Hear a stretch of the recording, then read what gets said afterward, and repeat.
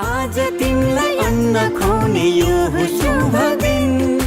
हामी धेरै खुसी छौँ तिमीलाई पाएदेखि।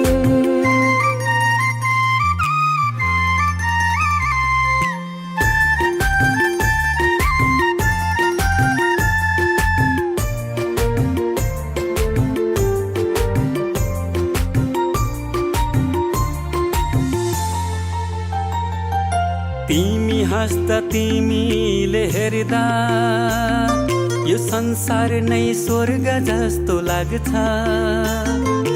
तिमी हाँस्दा तिमीले हेर्दा यो संसार नै स्वर्ग जस्तो लाग्छ।